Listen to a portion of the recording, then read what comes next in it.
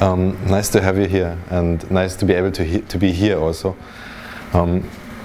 I hope first of all that you are quite alright with English. So for all of us, it's not our mother language, but still maybe we can make it. Maybe I first introduce myself, and then I'm precisely interested in hearing why you are here. So basically it's for me to understand what can we do, how can I create this evening for us together that you have the best outcome out of it. So of course I prepared some ideas, but most probably I have to adapt, or I also want to adapt to what you want to find out or create in this evening together. So basically speaking, I'm living in Vienna, and I went visiting Tonya, and to be able to avoid quarantine, I had to have an invitation by a cultural institution, which I was given by the art center, fortunately. And somehow it was possible to make a deal to then contribute something here, and we were thinking what could it be? And finally, actually pretty easily, we found something pretty cool, both for me and hopefully also for you. Generally speaking, I work as I'm self-employed. I'm my own boss, and I work for something like 4.5 years now as trainer, coach, and consultant. That means that basically I help companies and NGOs to improve the way they work together, and the way their bosses work, and the way people, let's say, go to work in a motivated way and really try to make things better than they are at the moment. So this is what I made my job, let's say. And since I'm working a lot on how the way people work together can be improved, this idea was created to also adapt this thing to the cultural field. In the very beginning, after I finished high school, I studied fine arts, so somehow I know this kind of connection or this kind of world as well. So let's say I can understand that world a bit. And basically speaking, I would really ask you to be as open as possible in that evening. Especially also if things go not that way as you like it to be. So I'm not a friend of wasting time, and I hope you are neither as well. So what I think could be interesting, first of all, is to understand, or if you could share who you are and what brought you here. So at the end of this evening, what could be a nice outcome for you? What would it be if you think wow, that was really worth the time? I'm curious to hear that. Who wants to start? I'm going to start. My name is Maria. I'm working as a communication manager at a young NGO in Lviv. It's called Gem Factory. We are the Future Art Center that is now already working. You know each other. Yeah, around Moscow.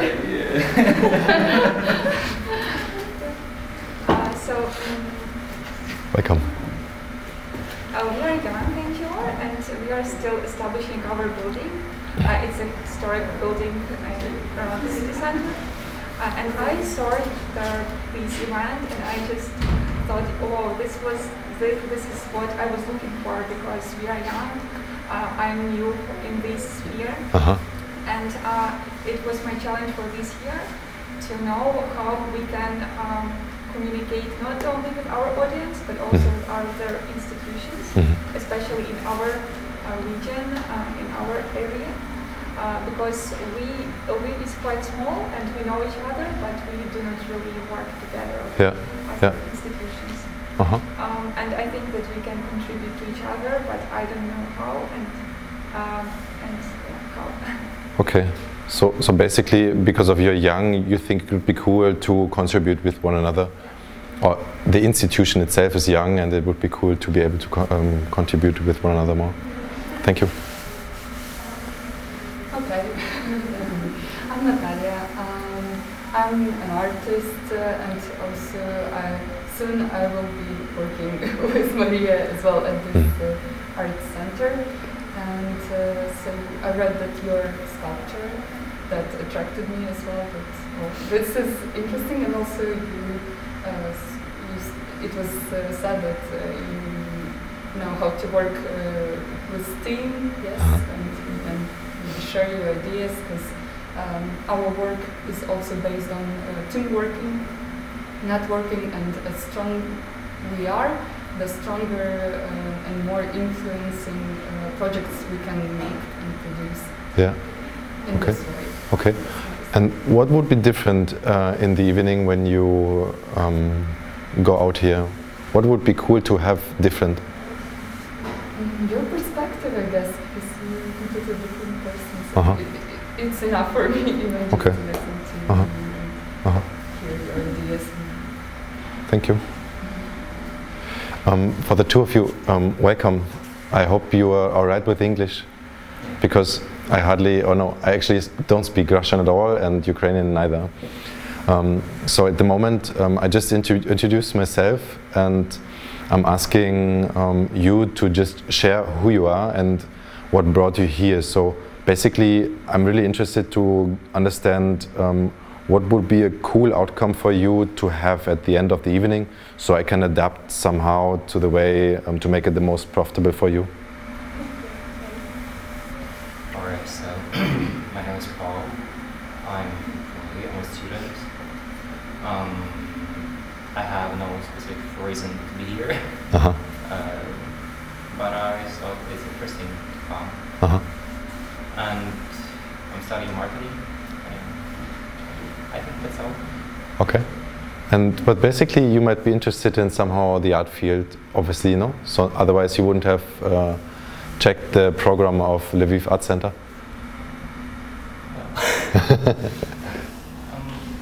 Not sure. Thank you. Okay, I'm Lisa, and I'm also a student.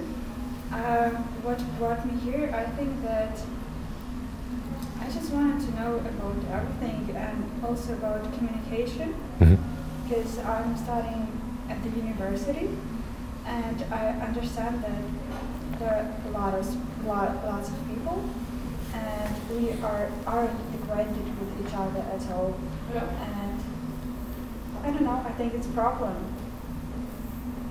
That you do not communicate with one another as much as you should or could. Yeah. So, if I understand you right, the question is rather, how can I communicate better with people who I am surrounded with, no matter if it's students, colleagues, or whatever? Okay. Thank you. My name is Yosh. I'm from Feminist Workshop NGO, and our organization is based on networking and working with other cultural and not cultural NGOs and initiatives and organizations, because feminism is not so popular in Ukraine, in Lviv especially, like maybe in Austria. And so people have many fears about feminism, so we have to make much connections with other organizations to prove people that feminism is not so bad thing to do. And also I'm interested in which fears currently have those people in cultural sphere about working with our NGO, about this topic in general. And also currently we are preparing a program for 8th of March, International Women's Day, and we are open for all proposals to make something together, to make some cultural events. And so, what would be a good outcome for you in the evening? To hear your fears about feminism and to hear your ideas. How can we cooperate? Okay. Cool. Thank you. Okay. Hello, my name is Alexander. I'm here. Just walk around. Joke. Okay, I'm not from some kind of culture organization. I'm from IT. But I want to get maybe some interesting information about networking between organizations, especially collaboration in business and non-profit organization. Because I'm more a member of business, IT, and I think with some culture of the organization and other business organization can collaborate better. Okay. And so. So you want to find, or you want to have ideas how a cooperation between business and non-business organizations, let's say, could function? I'm not sure if we have some idea. I think this topic is open for discussion. Maybe after this event, maybe we'll have some idea and new networking. Okay. Thank you. I also tell a bit about myself. I'm Tonya from Estonia, and I'm here because I'm a part of the organization of this event. And basically, generally speaking, I'm curious how the organizations also could be like more open to each other and people in general in this society, and like more open, tolerant, and collaborate. That's it. So to sum up, there's, as far as I got it right, 3 different kind of people, let's say, or kind of interests who came here. First one, hey, we are a young institution, or we are an institution that somehow wants to collaborate more with other artistic institutions. And we want to find out ways how to do that, or specifically what can be possible, like where can cooperation happen, basically that. Then there's the idea, well, basically somehow for me it's kind of interesting to see if it's possible to cooperate between arts and, or let's say NGO and business organizations, but at the same time let's see what's happening.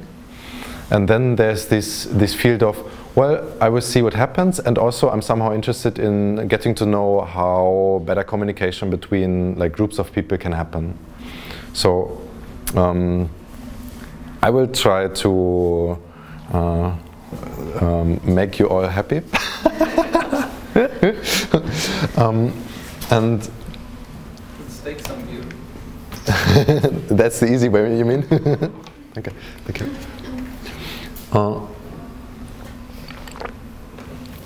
Yeah, you can see that. I was thinking, what can we do, as I told you already. So, introduction, I think this is what we have done already, so finished.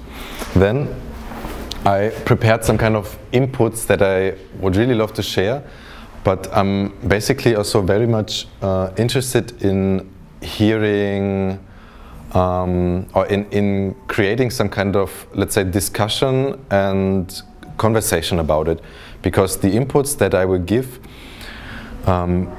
shall or can really evoke some kind of conversation about different topics, and it really shouldn't be theoretical, so I'm not a friend of that. Regarding the topic how to improve communication itself, I haven't prepared something yet, but I can talk about my experience in general. And what I think could be also kind of a really cool thing is to, on the one hand side, apply some of the thoughts. So to really think of ways how, for example, to improve, to work together, what can be possible, what's not. And at the same time, maybe it's also interesting to get to know each other, so networking. But we will see. Probably it will also happen just because we will just talk with one another. So this and that point might just become one. I don't know. So I will just start, and I want to really ask you to ask questions and stuff if necessary. So let's try. To my view, when thinking of especially NGOs, my thought is that, or my experience is that NGOs function completely different than business organization, of course. And where I see the biggest difference is how to handle time. I mean, I don't know if it's the same here, but at least, let's say, in Middle Europe, where I usually work, there's a whole lot of difference between people working in NGO, because they often are paid just like that, and often do not really have to, or let's say, there's not such kind of competition pressure, so time is just like existing. There's more time existing often compared to business organization. And so what I often work on with NGOs is to really clarify what do we want to work on. So what is our target? Where do we want to go?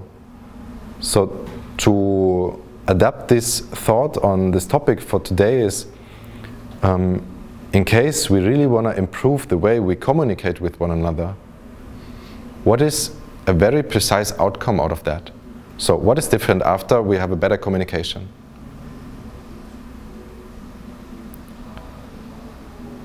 And this would, I think, be one of the questions that, for example, also we could start to talk about now. I'm not really sure about it. Maybe I should first, I will first tell some thoughts, and then I can, let's say, open up some kind of conversation about it. Maybe it's also possible to have it in groups. Let's see. So basically, as I said, one of the main aspects that my experience is that people need like a clear understanding of what do I want to have different. Because on the other hand side, if the day has only like 24 hours and not 48 hours, then of course I have to check if I really take the time to talk with that person, let's say 15 minutes, half an hour or 1 hour, or if it's just wasted time. So is it worth the energy to really, for example, work on a better communication? Or is it maybe better to use the energy for something completely different? So maybe it's better to talk with another person. So what is my outcome, and who is the best person to gain that outcome from? This is this kind of thought. So communication takes time, and it's often scarce, so we don't have it that much. So, and then it's the question, if I communicate with you or with somebody else, does it really bring the effect that I want to have? Is it worth the time? And so first and second thought is, to my view, if I think of where the communication should be improved, then very often people often think that things do not going well, and by that you put away all the stuff which is going well already. And this is a pity, because if I know that things go well, then I can enjoy myself much more, relax much more, and become much more authentic and be more powerful. So then it's a more, let's say, psychological thing actually, but then I act out of like knowing that everything is there already and things can really happen because I feel it's very rich inside of me, and it will be very rich outside of me also. So again, if I only think that things are not alright, then things cannot become alright. But instead it's much easier to think or to see also what is good already. And then the little things that are not good yet seem to be much smaller. And it's much easier to change them. Yeah. And then this is the last thought regarding this one. Basically speaking, if we think about improving the way we work together, then of course, as we saw it now already, everybody wants slightly something different. And so if, for example, your institution and your institution would like to work with one another, obviously the targets are not perfectly the same, but there's still some space left, which is really like same, where you can really contribute with one another. And to find this kind of space, which really is interesting for the two of you, or if talking about many people, then it's really worth to check the specific as possible. What is the space that we really share? What is what we really can get out of it? So what is common need? So those are 4 thoughts that I think are worth thinking about. I would like to first give you an overview of what I'm thinking of in general as well, to see like where the journey could go to. And then maybe if you want, we can get back to that thoughts and, for example, talk about it. Or let's say it's also possible for you to clarify that, like thinking of your own, but let's see. Next thing, I think when especially talking about culture or about the way, why do we not already interact with one another the way we would really like to interact with one another, then often it's a topic of culture, so we are not used to do that. And so a change might not happen from one day to another. So for example, I could ask myself, why do you find it so hard to see artistic institutions working together with companies that earn money, so that are profit-oriented?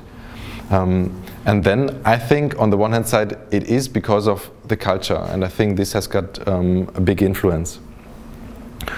And to change a culture is something that doesn't happen from one day to another, but there are some critical steps that one can think of to really make it more likely to happen.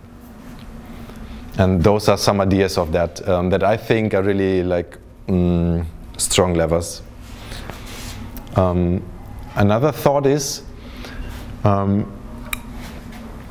if you really want to work with somebody, so I have, for example, in mind your thoughts from yesterday. We talked about one another and thought of what could happen today, basically. Then the thought was like also, how can we on the one hand side make a stronger interconnection with one another for the sake of having a stronger voice to those who basically, who we are depending on, so who give money to us. And here I have some thoughts on how to clarify what we can give to those people giving money to us. So what is the need that we meet for them? What can we give to them? To, on the other hand side, be more likely given what we need to, what we need. And then here's quite some thoughts on that. So how can we clarify what we can really give to them? And also, like, for example, what are pain points for funders, for example? So why do they hesitate to give us money? And to be clear about that, why might they hesitate to, for example, give us money? Or why do we actually hesitate to contribute with one another more closely? Here are some thoughts about that. And also it's about like sharpening the own offer. So here it's about thinking of alternative ways, what we can, for example, offer to one another to contribute stronger, or also what we can offer in general, for example, to better meet the expectations also of people giving money to us. So those are thoughts that I collected and that might be possible to share. As for me, I think it would be optional, actually, to go through all that questions one by one. But I'm not sure if we would make it time-wise to have to have all of the questions discussed all in a big group. So I think we will run out of time otherwise. So I would like to ask you basically what you think could be a cool thing. Just some thoughts that I have. First option, I just tell everything and then I give some time to you to, for example, make notes, to share, and then we can talk about it. Option 2 is to create groups of people who, for example, have more or less the same target. So, for example, that cultural institution group could be formed, and another group which is more interested in seeing what's possible in general could be formed, optional. And then, basically speaking, yeah, that's my 2 thoughts of how we can make it, how we can go through that ideas. What do you think about it? Groups? Then, next question, who is a group? I see one. Sorry? I see one. Okay. One group or more groups? I mean, So discuss these questions into groups. Yes. would be possible. Or what also would be possible is I talk about everything first, and then we build groups regarding the questions. So, for example, group 1 is mostly interested in the first few questions, and another group is mostly interested in the next few questions, for example. Maybe that's cool also. Yes.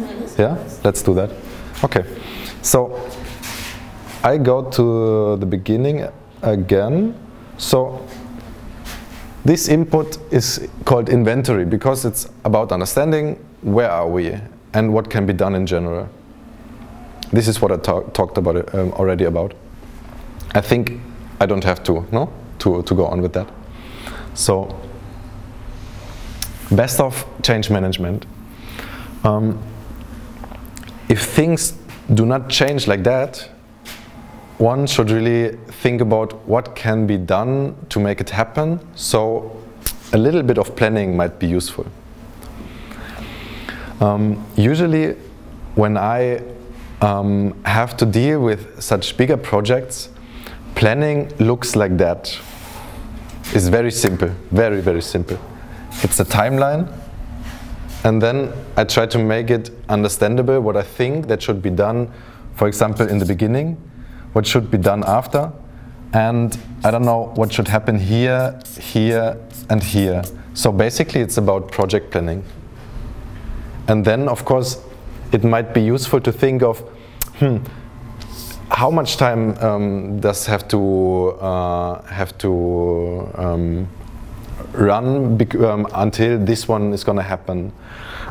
Because maybe it's not really useful when thinking about improving to communicate with one another, to meet each other every day. Maybe it's much more useful, for example, to meet each other twice a month or once in a month. So just to be clear about what should be done and when should it be done is, I think, a very first and very, of course, natural step, but very often people just run out of structure, and then it becomes too chaotic, and relationship is not really built. You see? So, my view, planning is something very crucial. And then, I think, especially the second point, to create strong coalition is something that that could be really interesting. So, if I think of, I mean, I don't know how many cultural institutions there are existing in Lviv, for example. Is it 15, 20 maybe? More. More? We don't know as well. Nobody knows. Let's say it's 25. I don't know. More about libraries or something like this. It's really more. Okay. More than 100. Oh my God. Then I just imagine, if you really want to improve the way institutions work with one another, then it might be useful to have a group of people or a group of institutions that really commit themselves to improving how to work together. And as soon this becomes compelling for other institutions also, there will happen a pull. So they will be interested, they will become interested. But it can only happen if you really have a strong coalition. So like few institutions that really commit themselves to work together. And for example, if I think of you, for example, trying to improve the way you communicate or people communicate with one another, it's the same here. So there must be a group of people that really think, wow, that's worth trying. And then if they really become firm and clear in that, then people become attracted by that. To demonstrate urgency, it's something I think that actually could be pronounced also differently. So basically it's about understanding why do things have to change. And not everybody might understand that. But to make them understand, it might be interesting to see, wow, the question is here, if we don't change, what will happen? If we change, what will happen? So for example, let's assume things do not change, and how would Lviv cultural institutions function like in 5 years, for example? But if those things change, what could happen instead? So that can be one of the questions to really demonstrate that things should change. If you're really into that, let's say. And then this one, the third idea is to develop and communicate a vision and goals. Actually refers to that first input. So here it's a lot about like, where do we actually want to go? And basically, of course, it's important to know where you want to go, because only then you can, for example, create what you wanna do to reach that goal. To enable the implementation, so to make it possible that it really happens, for that it's really crucial to assume already here, so assume already now, where will the problems be? And very typical problems, to be honest, are, I don't have time. And I think because of that, people should really be realistic. And also be very focused, like, as I said before, like, I only have 24 hours per day, and if I want to use them properly, and for example, not like I come 3 minutes late, then I really have to focus all my time, so to check, can I make it or can I not make it? Is it really worth to use my energy there? Okay, and then something to my view super important is quick wins. So find things where you have to put something very few energy in only, but you have a very big outcome. So concentrate on things where you don't put a lot of energy, but you have a lot of outcome from that. Because this is on the one hand side motivating you, and on the other hand side it really shows that it's possible. And thirdly, my very personal view, actually this is something about, actually this is a value. So try to make the most out of your time. So try to really find especially those leverage. So those things that really bring the best effect, and leave away all the others. So when I, for example, think of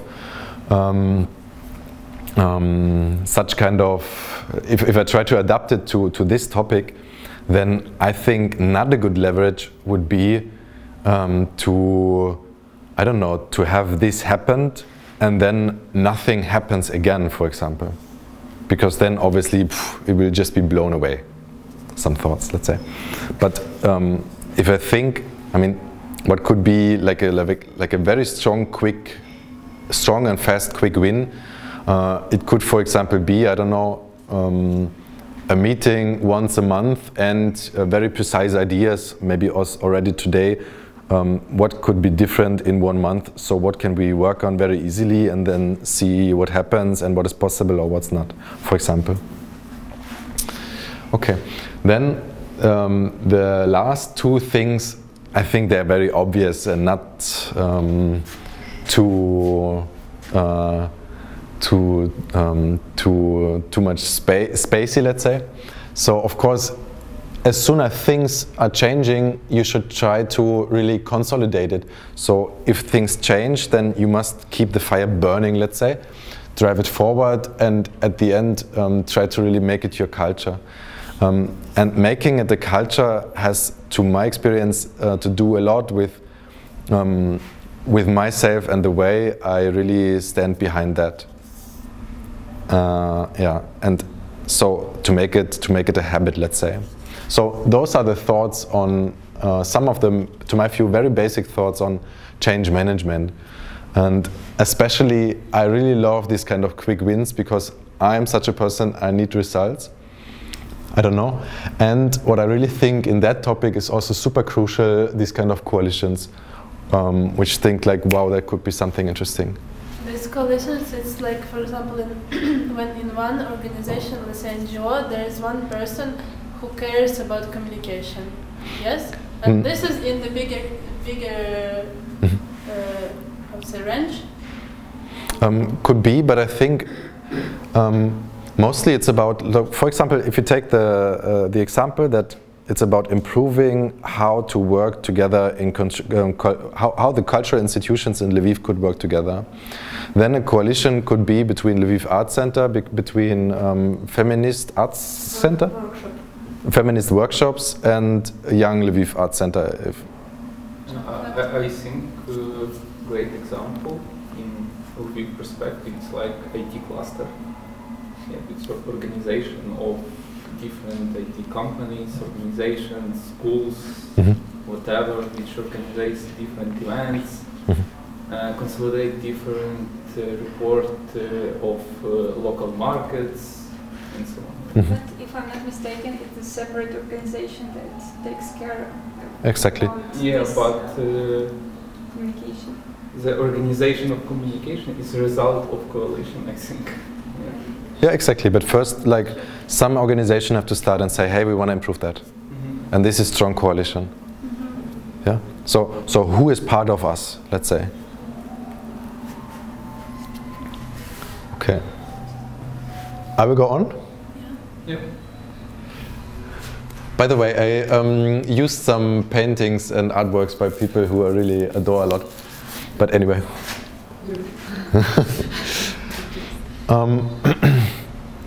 This topic now has basically 3 different slides. So the 3 following slides now work on the same topic. So here it's about clarifying, no, here it's about the thought, let's say this person or this institution is the one who, for example, gives me money or who I have the offer for. So it's about clarifying what does that person need to make him happy, but also to make me happy, of course. And secondly, it's about what do I actually have to offer and how can I improve that? Very basic. And one of the, of course, this is this question, what is the need, for example, of a funder?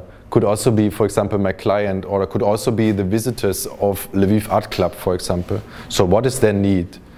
What do they really want to get out of it? So why do they come? Why do they even interact with me? And then, of course, it might make sense to really create value for them. So if I, for example, as a visitor come in here, the biggest value can be that I'm really inspired, that I really have cool new ideas, and that I really want to change things in my life as well. So I really bring it forward. And a created value for a funder, so for example for an institution in the city that gives money, for example, to your cultural institution, could be that they really understand that it's not only wasted money, but also, for example, it would be about getting tourists to town, to, for example, shape a new way how, for example, the city is being perceived, to see that people living in the city really need culture also to develop, for example, yeah? But to really make it clear what this kind of benefit could be for example, funders, so people who give money, is to really make it as clear as possible, to really find numbers for that, to really, I don't know, talk about money which changes when, for example, people spend money, what kind of outcome is there. So to really make it clear, does, to my view, mean to really try to make numbers out of it, which doesn't have to be money, but which also can be something else. But numbers often are very clear and like very precise. And next thought, and here I have like an idea. I think it could be used. I wanna show something like very simple, basically. It's about so-called competitive factors. So the idea is what brings success in collaboration with a funder. So when would, for example, a funder, somebody who gives money, be really willing to spend money on a cultural institution or to cultural institutions in Lviv in general? So what are the aspects, or let's say it's here, what are the aspects that a funder really wants to see to spend money? It could be, for example, I don't know, this and that amount of visitors per year. This and that amount of collaboration with different countries, for example.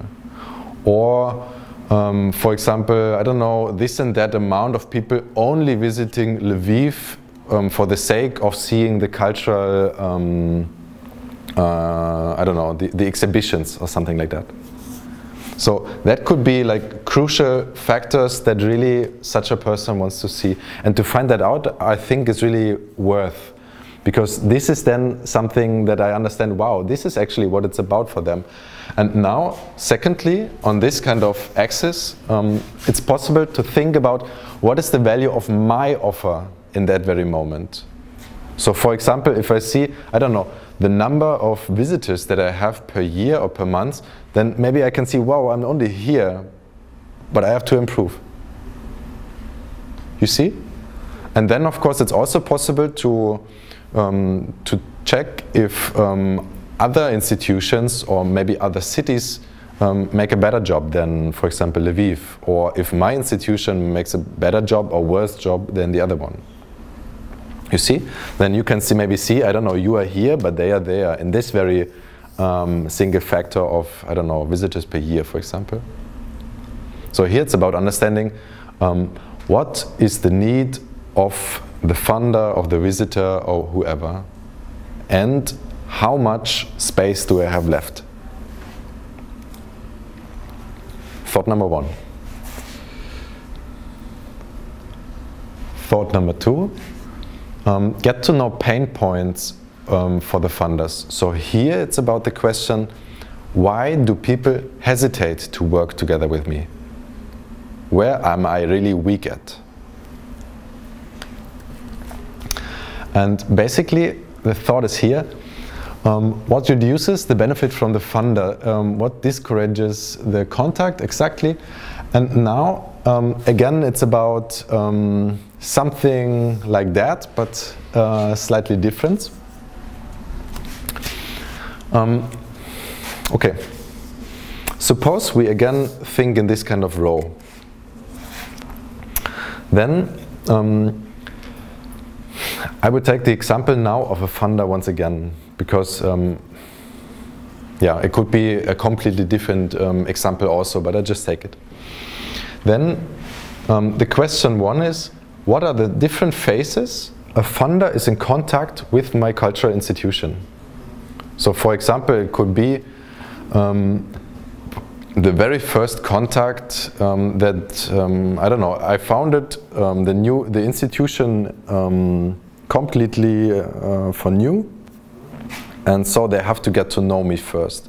So it's a first glimpse.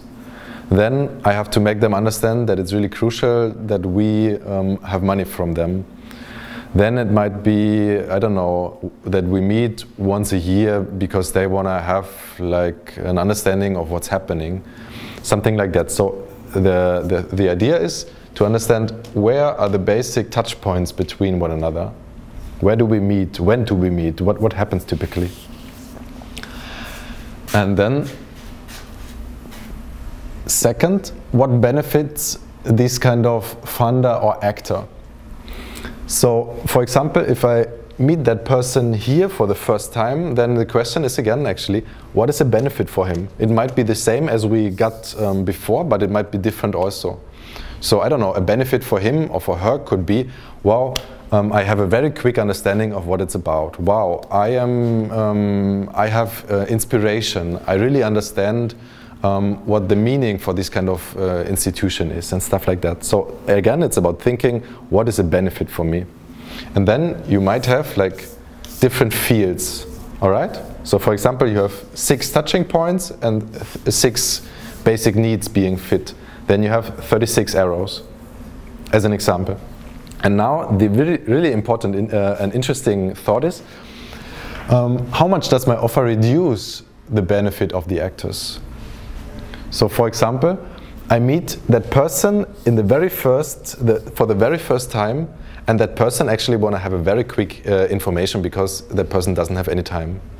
So what can I do, or in which perspective do I reduce the benefit for him or for her?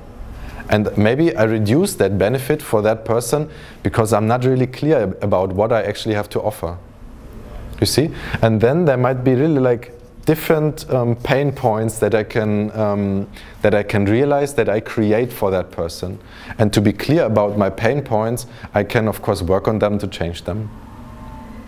So again, it's about when do I meet that person and what does that person really want from me? But where do I not give it? All right? And then, last thought on that. Oh my God. Sharpen your offer. Here it's about thoughts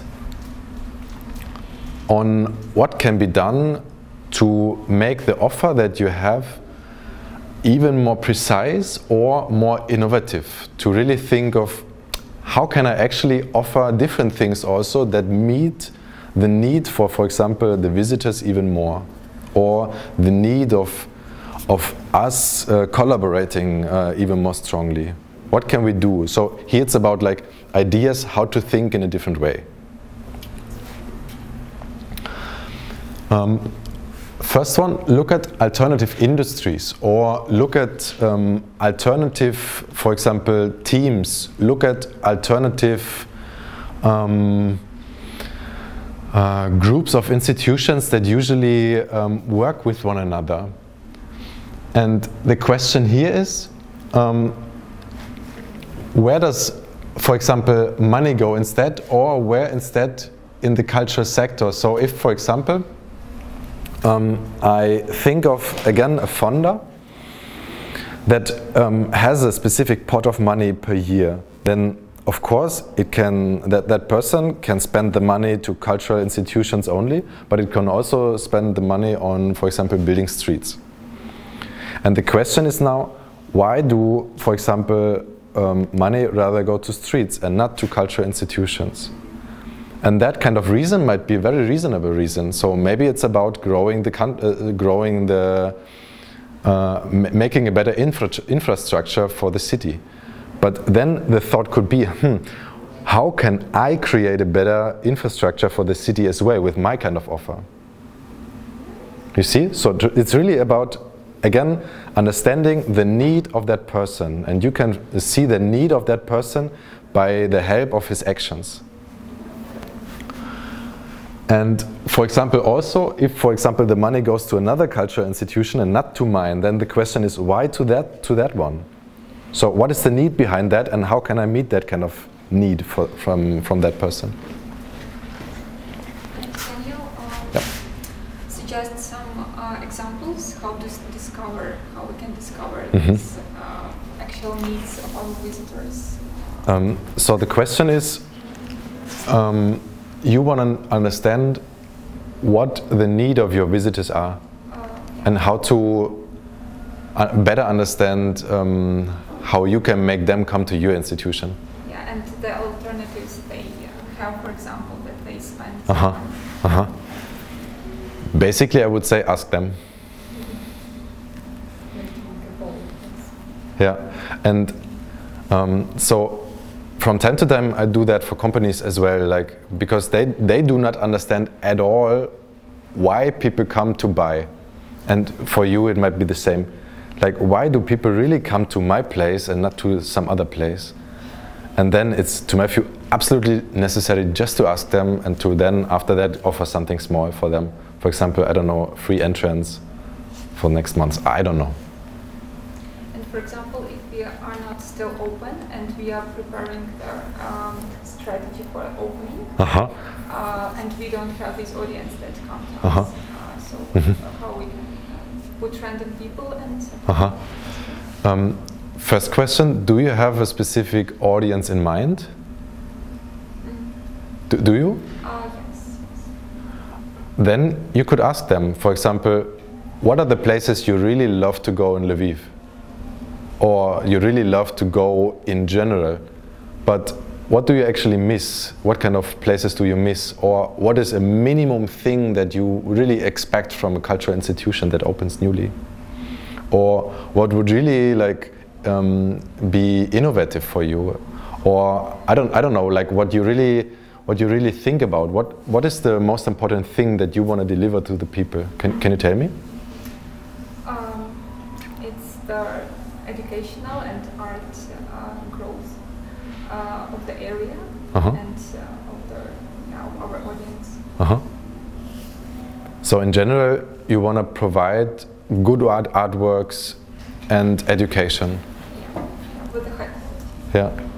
And then, so when I hear that now, it could be that, I don't know, a visitor has a very specific understanding of how artworks should be. So for example, I don't know, let's say contemporary photography is missing in Lviv, for example, and this is what you maybe only can find out by asking somebody. If I, for example, speak of Vienna, where I know the art scene better than in Lviv, then I would right away say, you know what, I would really love to see some alternative and really like strong sculpture art space. Because often things are really like boring or too institutional and too conservative in that perspective. So I would like to see people really working and really be behind that, because such a space is missing. And maybe I missed the point, but how it's related to the cooperation between NGOs. So we are, you mean that we are, the first step we are building our mission, our audience, getting to the highest level we can, and then we are cooperating with others, or how is it? Here it's about the thought, so it can be applied to many different fields, these kind of thoughts. First hand side, it can be applied on, for example, clarifying what kind of audience do we reach, and how can we reach that. But it can also be applied on the thought, how can we, for example, collaborate with one another in that way that we really meet our needs. So, for example, the question could then be, why do we not meet? I don't know, maybe because we don't have time. So then the question would be, how can we make a collaboration that is really effective, that doesn't take time? I can give you an example. I know about your organization because we had lunch together before. And it's like a simple example, and because we have a lot of friends, it can be one of the two. I'm using it. So was it understandable? Or is it still not clear? I mean, yes, it's clear, but my bigger question is, I think that in Lviv there is a problem that institutions do not see why we should cooperate. So maybe you have some examples in Vienna of a good result of some cooperation between different institutions. Actually, there's many. So I know quite some. So you might know Vienna is like a city which is supposed to have the biggest life quality in the world. And I think this is on the one hand side something Vienna uses strongly for marketing itself.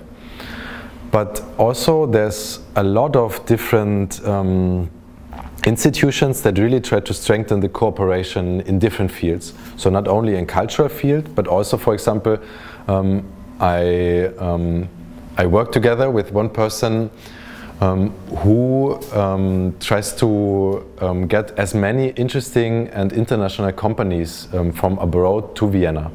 So obviously they have to also work with different institutions that, for example, provide first steps for that new kind of institutions and different other stuff. But as far as I understand, your question now is, how do they do that? And what can I learn from that? To be honest, I cannot say specifically how they do that, because I would have to ask them as well. And I can, of course, ask them and offer you this kind of knowledge or create some kind of contact. This is what I've thought of also to, for example, just learn from such kind of benchmarks. So that would be really something possible, because I know people who work especially in this kind of field in Vienna, trying to improve the way cultural institutions work together. But I cannot offer that because I do not work with them close enough to really understand how they do. But I think it's also a matter of money on the one hand side. On the other hand side, it's something very grown. So these kind of many of these institutions exist for a long time already. And then, like, it's, how do you say, it's not a question to support arts in that kind of city, to my view. And here it's a whole different thing as far as I understood. Okay, so I will write that down and come back to you as soon as I have asked that person.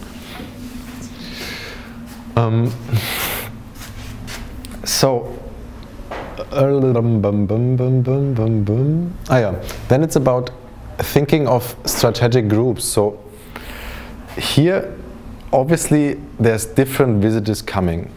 For example, in Lviv, to Lviv Art Club, or to your institution, or maybe, I don't know, there's very different people starting to study. Some of them are interested, for example, to collaborate with one another.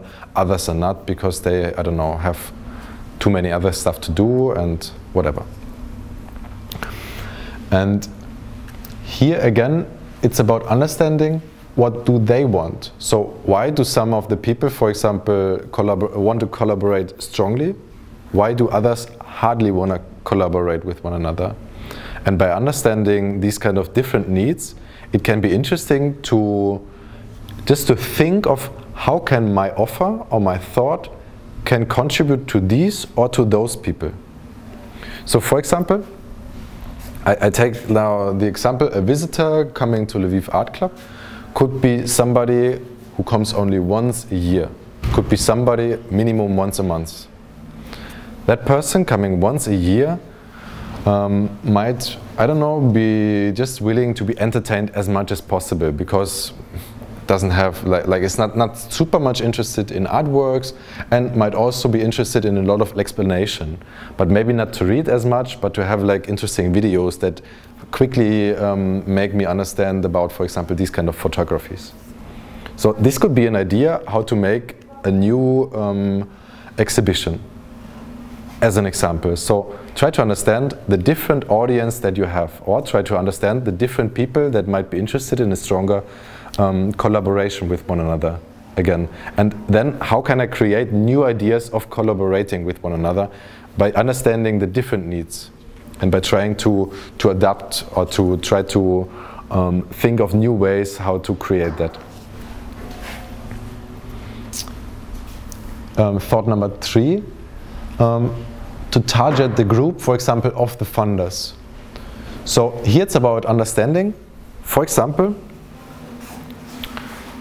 if I have again somebody who decides this institution gets money or this kind of street building company gets money, then it's about understanding who are the influencers, who are those people influencing his thoughts.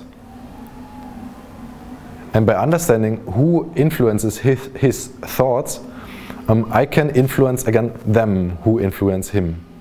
You see? So it's about thinking, how can I really make my offer adapting to his or to those influencers' needs? You understand what I mean? So if I know who influences, how can I influence them? And that also means, how can I adapt my offer to influence them? Consider a cycle of experience. What happens before, during, and after the collaboration? This is basically something quite similar to what we had here. So here again, it's interesting, or it might be interesting, to think of the different aspects where people collaborate with one another. And then again, it can be interesting to think of ways how my offer can be adapted to that as well. So if I, for example, have a visitor coming here, then that visitor might have read first, I don't know, on Instagram that, hey, wow, this is a new exhibition happening here.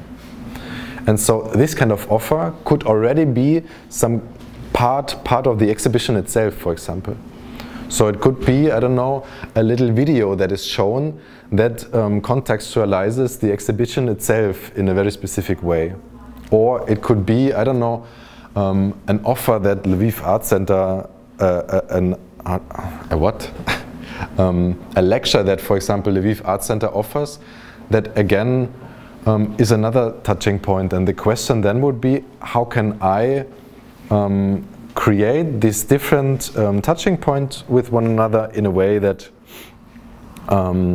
that people find it interesting to stay in touch with one another.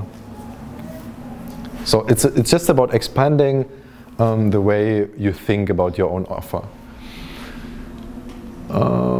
Can you address functionality and emotionality? So very often offers are either functional or emotional. Artworks, to my view, is very, very, very emotional. And the question would be now, how can artworks be functional more strongly? First thought that I have is, I don't know, bringing people who hardly are in touch, strongly in touch with artworks. So then you have the functionality of education of very specific target groups. Or another functional thing could be, I don't know, bring people that, I don't know, have psychological problems to an exhibition and try to work in a therapeutic way with them. So then it's much more functional and not only emotional, for example. It's again one more thought, how to expand the range of thoughts. And the last one, how to shape sustainable external trends. So here it's about thinking, if we know that, for example, the trend is that Lviv pays less and less money for cultural institutions and is more and more likely to pay for, I don't know, building streets. It's just an example, I don't know about it. Then how can we really contribute in this kind of trend? Could be, I don't know, how can we make artworks on the streets, for example, and then gain money by that, as an example. Art delivery during quarantine. Maybe. So the question is, how can we use the trends that anyway happen? Finished. Hey. The question now would be to Matthew, is there specific thoughts or ideas that you really would like to work on, and then we can try to create groups, and I would like to try to support you as much as possible, having a big outcome out of it. I just go through the slides again, and maybe you can say, hey, that would be interesting for me, and then we can create the groups. Mm-hmm. Yeah? Yes. Cool. Okay, slide number 1. Where are we? What is going well? What is not going well?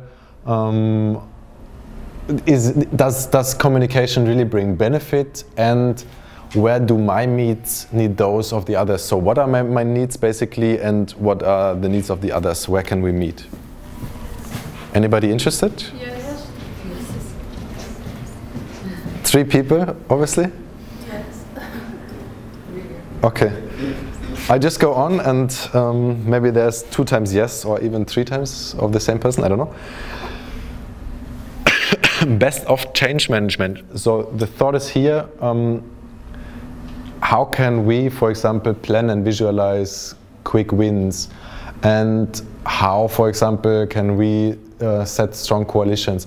Actually, that can be connected to slide number 1 to Matthew. And then also, like, how can we create such kind of plan, for example? Then, here it's about more understanding of my offer, and what can I do to make that offer adapt more to the need of the other person. 1 more yes, double yes. And this is actually like 3 different slides that could be connected, but that also could be separated.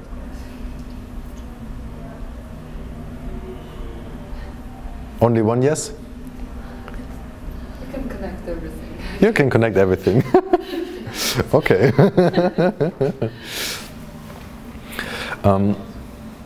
Then let me ask. Okay. Then I could try to adapt this to, for example, I could moderate some kind of questions, and then you could talk about it. But maybe it's also easier if you, for example, speak in Ukrainian or Russian, because maybe I don't even have to understand it. I don't know. And I'm not really clear about how to interact with you. Is there specific topics interesting for you that are connected to that one? Or shall we, for example, make a smaller group talking about how to communicate and stuff like that? What is your need? It's all kind of connected. Mm-hmm. What would you like to do? Participate in the conversation. Okay. Uh-huh. Cool.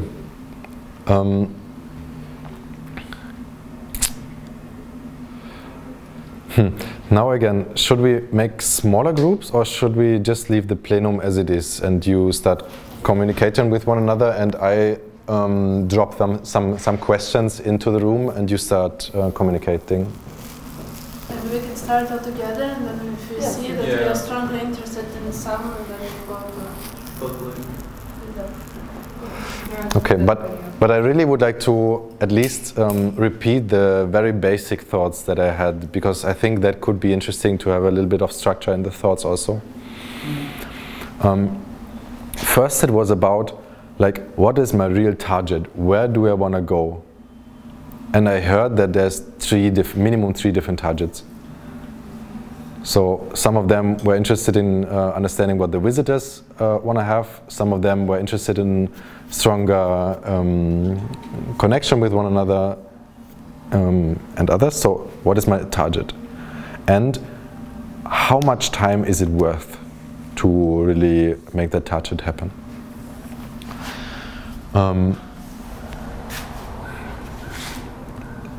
Next thought was then, of course, where do we meet, and what can we do to make things happen quickly, and what can we make to really structure stuff. Next thought is, what are the people that I have to offer something about? Like, what are the people, what are the needs of the people who I offer something for?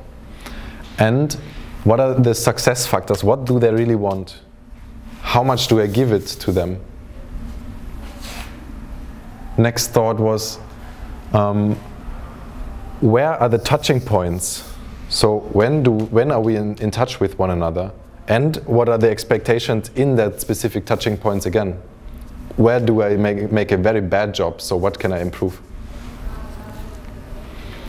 And last one, creating new ideas, how to change the offer. Now it's your time.